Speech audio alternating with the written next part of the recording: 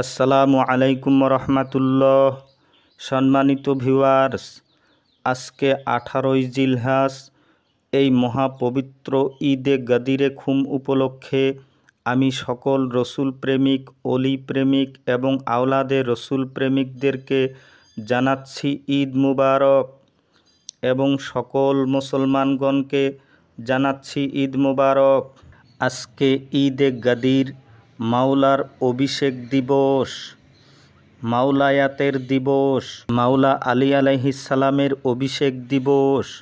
আজকে এই জগতের জন্য সর্বশ্রেষ্ঠ একটি নিয়ামতের দিন, রহমতের ও বরকতের দিন। এই 18ই জিলহজ্জে মহাপবিত্র ঈদে গাদিরে খুমের অনুষ্ঠানটি আল্লাহর হাবিব নিজেই করেছেন।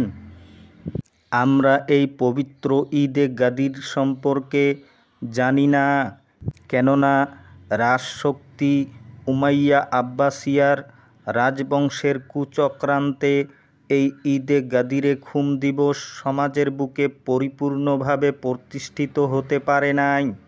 দেখুন দরদি, রসুল প্রেমিকদের ও আওলাদে রসুল প্রেমিকদের জন্য হচ্ছে দুটি ঈদ সর্বশ্রেষ্ঠ দিন।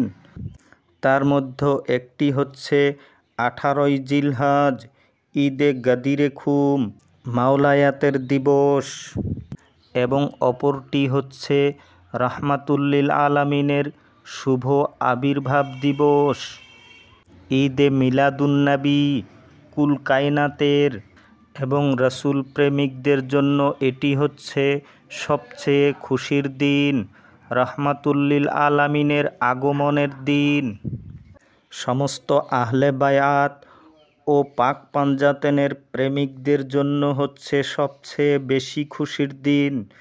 তাই দয়াময় আল্লাহ বলেন সূরা ইউনুসের 58 নম্বর আয়াতে, কুল বিফাদলিল্লাহি ওয়া বিরহমাতিহি ফাবিযালিকা ফালইফরাহু হুয়া খায়রুম মিম্মা ইয়াজমাউন।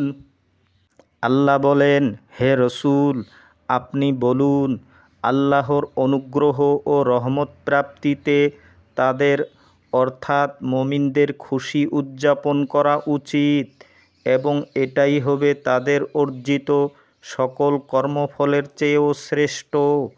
তাহলে এই আয়াত থেকে আমরা বুঝতে পারলাম যে সকল কর্মফলের চেয়ে আমরা যদি ঈদে মিলাদুন্নবী পালন করি তাহলে সেটাই হবে সকল ভালো কর্মফলের ঊর্ধ্বে ও শ্রেষ্ঠ ইবাদত।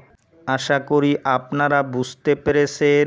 হে দরদি, যদি ভিডিওটি ভালো লাগে তবে অন্যকে দেখার সুযোগ করে দিবেন। সবাই ভালো থাকুন, সুস্থ থাকুন। খোদা হাফিজ।